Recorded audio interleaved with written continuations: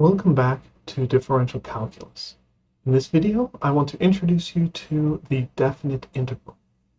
Previously, we had looked at the idea of Riemann sums.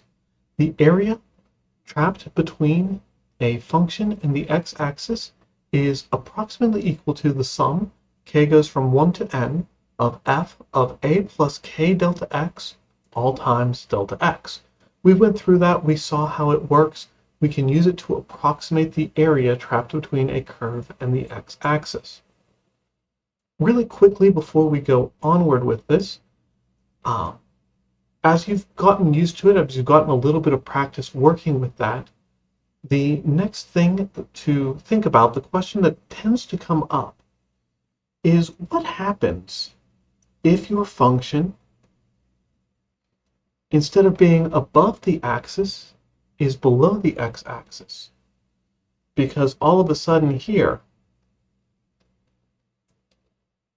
that endpoint is a negative value. The math tells us that a space underneath the x-axis has a negative area. That may seem strange to you, that may seem a little bit weird, but we just accept it. The planar geometry that you are accustomed to, we essentially pretend that everything is happening in the first quadrant. X and Y are always positive, areas are always positive, nothing to worry about. If you extend out the coordinate plane so that you can get negative positions, then you can also have negative areas. Does that have a physical meaning? Well, that depends on the context of the particular problem. We don't have enough time to get into that this semester, but I do have to point out somewhere, and this is where, that negative area is perfectly fine. It can be a thing. We can accept it. We can write down negative areas. If you've got a negative area and a positive area, they will cancel each other out. Sure, whatever. We can take it.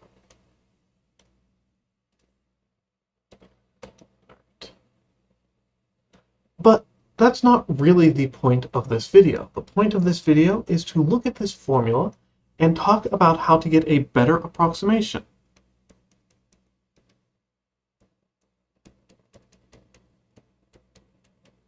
Which I've been hinting at throughout the last couple of videos. To get a better approximation, we need a bigger value of n. If we cut the areas into smaller slivers, each sliver will be more accurate. And the best area will happen in the limiting case. The area is equal to, no longer an approximation, now an exact equality. The limit as n goes to infinity of this expression. The area is equal to the limit as n goes to infinity of the summation, k goes from 1 to n, f of a plus k delta x times delta x. Okay, that seems a little bit intimidating. We've got a limit happening out here, we've got a summation happening inside the limit, and pandemonium, right? No, it's not that bad. It looks a lot more terrifying than it is. Although I won't say that doing this by hand is pleasant. I think it's worth taking a little bit of time to see how it works on some simple problems. And then, much like we saw with derivatives earlier in the course, there is a limit definition which works and is tedious. And then there is a nicer formula that works some of the time whenever you have nice functions. And in this course, we will by and large have nice functions. In the real world, you rarely have nice functions, but we'll just hope for the best for most of this course. But before we get there, before you get the crutch of the nice functions, let's look at some simple functions. Let's make sure that this formula does make sense, that you know how to deal with this, because when you get into the world, when you get into applications, none of the functions are ever nice. the world isn't that kind to us. So let's take a look at f of x equals 4x minus x squared on the interval from 0 to 4. We dealt with this function in the last video. We know that when n is 10, the area is approximately 10.56. Now I want to figure out the exact value. All right, well, delta x is still b minus a over n. B is 4, a is 0, n is a variable now. So delta x is 4 over n. That looks scary. It'll be okay.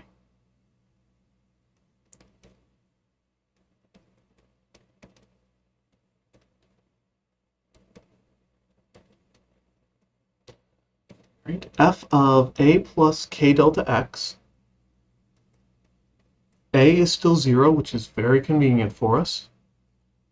K is just k. Delta x is 4 over n. 4 over n times k.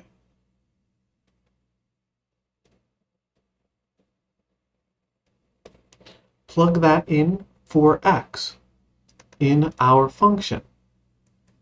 We have 4 times 4 over n times k. And then we have 4 over n times k squared. So that's going to be 16 over n times k minus 16 over n squared times k squared. Now, our area is equal to the limit, as n goes to infinity, of the sum, k goes from 1 to n, of the product of this function, 16 over n times k minus 16 over n squared times k squared, right? That's the height of each bar, multiplied by the width of each bar, delta x, which is 4 over n in this case, this guy way up here. And we can distribute.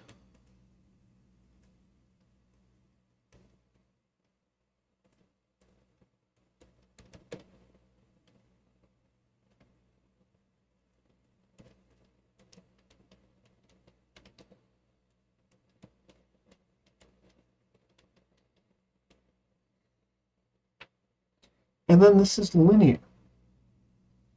And this is the place that tends to cause the most confusion. In my sum, k is a variable. K has to stay inside of the summation. But n is going to be treated as a constant, right? The upper limit of the summation is constant. So my n's can come outside of the summation. They can't come out of the limit, but they can come out of the summation.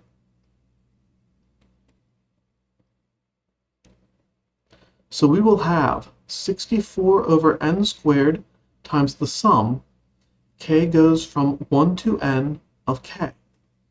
And we will have 64 over n cubed times the sum, k goes from 1 to n of k squared. And then we can use our summation rules.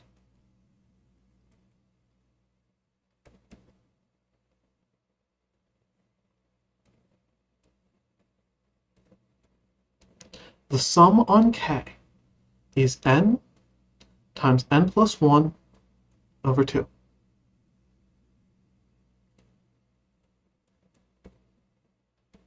The sum on k squared is n times n plus 1 times 2n plus 1 all over 6.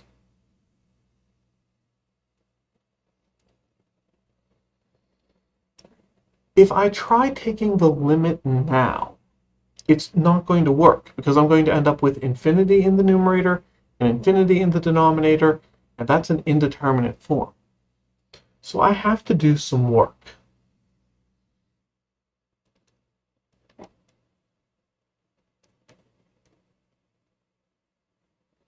We have 64 over 2. N times n plus 1 is n squared plus n all over n squared, right? I just swapped the two denominators and then I distributed in the numerator. And I'll do the same thing over here. I'll have 64 over 6, and then distributing in the numerator is going to give me 2n cubed plus 4n squared plus n all over n cubed.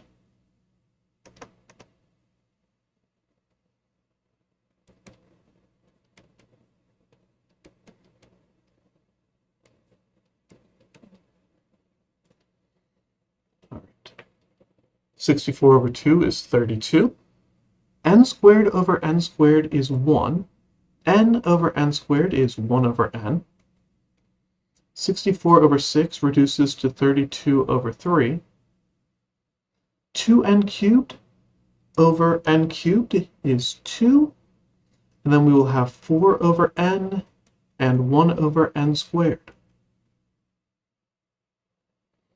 And as we take the limit as n goes to infinity, that goes to 0, that goes to 0, and that goes to 0, leaving us with 32 minus 32 over 3 times 2.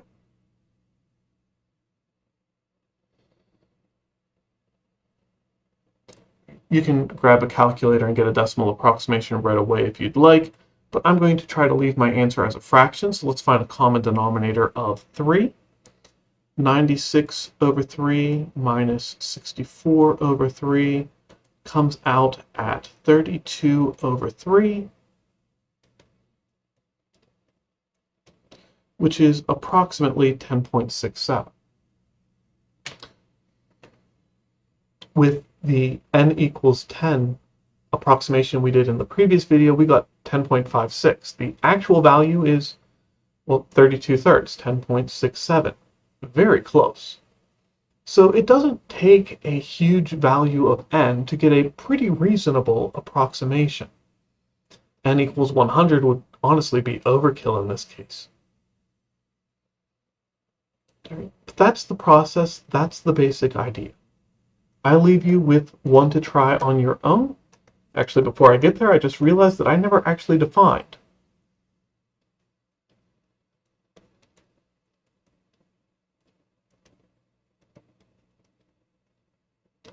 The notation of the definite integral is just a shorthand notation to perform this operation. So the area is this giant, some people say it's a script I, some people say it's a script S. I don't really want to quibble between them. It's this curly looking thing. We put an A down here, a B up here. We write f of x dx. The limit of delta x as n goes to infinity, the limit of delta x as delta x goes to 0 is dx. That's the same notation we used for the derivative. We have our function that we care about sitting inside. And this notation is just instructions telling us to go through and do that limiting process, or, as we'll see in future videos, find a shortcut tool to use it. But for right now, I want you to get practice with the process. So I'm going to turn to one that you have studied before. Right? This is the practice problem from the last video. It goes from 0 to 6. The function in question was 3 minus 1/2 x.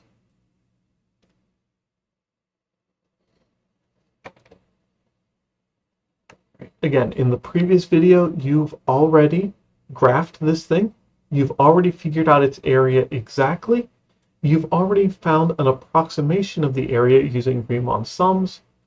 Now I want you to take the limit on those Riemann sums and show that you get the exact value of area that you found from the previous problem. Take a few minutes, see what you can do with that, and I'll see you in the next video.